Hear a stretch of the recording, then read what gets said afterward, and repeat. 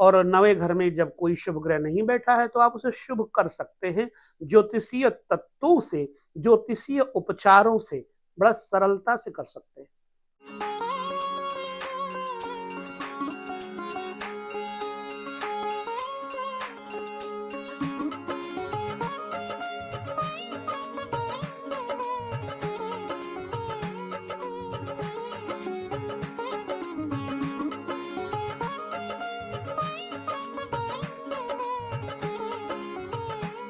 नमस्कार, जय श्री कृष्ण।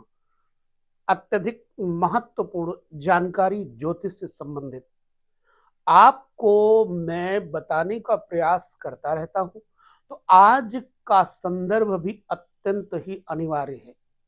अगर आप ज्योतिष सीख रहे हैं या फिर ज्योतिष जानते हैं तो हम आपको अपनी जानकारी बांट देते हैं, अत्यधिक महत्वपूर्ण है। चलिए, किसी भी भाव की बुराई से जीवन में तबाही आ जाती है और ज्योतिषी लोग वहां आकर के हमको थोड़ा भयभीत कर देते हैं।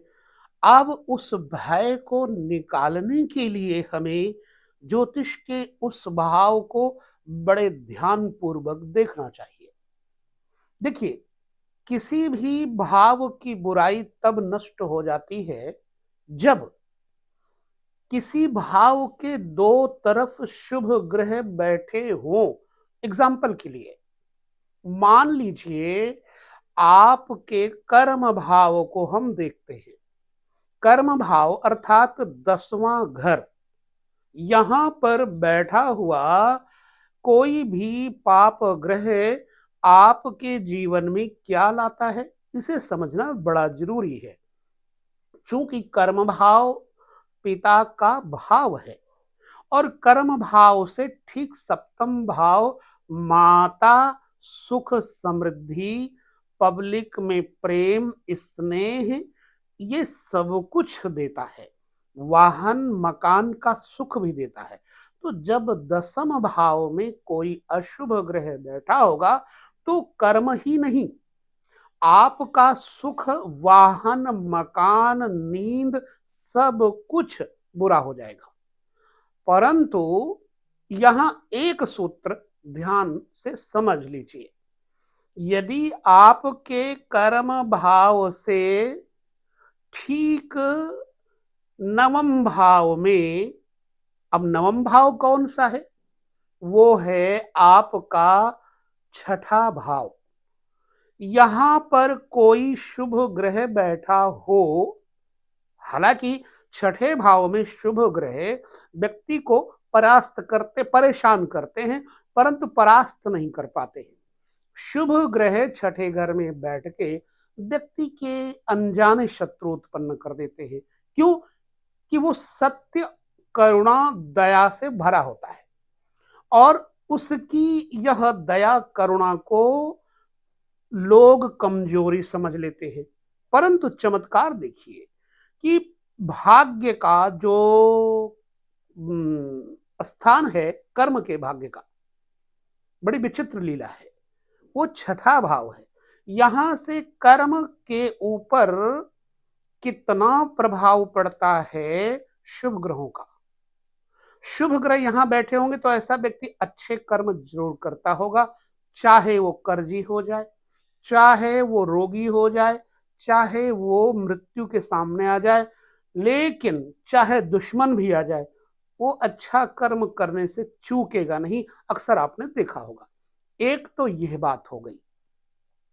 हाँ, प्रारंभ में, जीवन के प्रारंभिक चरण में जब आप व्यवसाय, बिजनेस करते हैं तो चुनौती जरूर होती है। छठा घर कंपटीशन का घर है, परंतु अंततोगत्वा ये अच्छा परिणाम आपको देगा।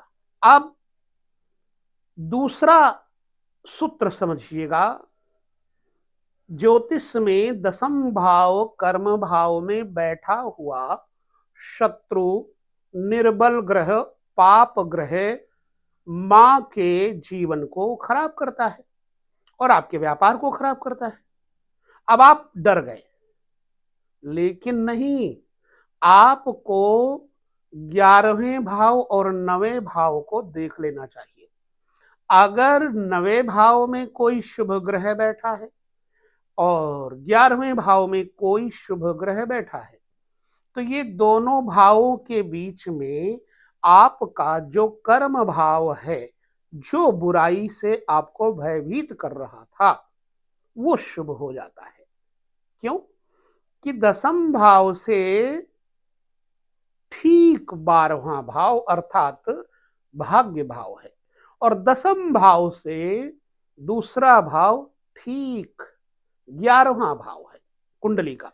तो जब कर्म भाव के बीच में बैठा हुआ पापी दुरात्मा ग्रह बुरा करने वाला हम मान लेते हैं तो घबरा जाते हैं, लेकिन नहीं, जब 9th हाउस और 11th हाउस में शुभ ग्रह बैठे होंगे तो क्या होगा, आपके अशुभत्व को काट देगा। जो बुरा ग्रह 10th में बैठा हुआ है उसको काट देगा। अगर नहीं आपके घर में बैठा है तो भाई 11वें और 9वें घर में जब कोई शुभ ग्रह नहीं बैठा है तो आप उसे शुभ कर सकते हैं। ज्योतिषीय तत्वों से, ज्योतिषीय उपचारों से बड़ा सरलता से कर सकते हैं। 9th भाव भाग्य भाव है, मंदिर है। 9th भाव आपके दादा परदादा का घर है।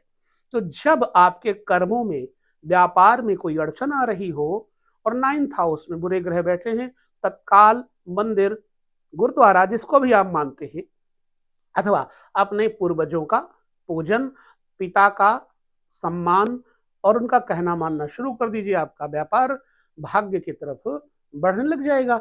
और 11वें घर पे कोई अच्छा ग्रह नहीं बैठा है और 10वें घर में बुरा ग्रह आपको नुकसान कर रहा है, तो 11वें घर को ठीक करने के लिए अपने अच्छे अधिकारियों को कुछ बृहस्पतिवार के दिन देना, खिलाना शुरू कर दीजिए।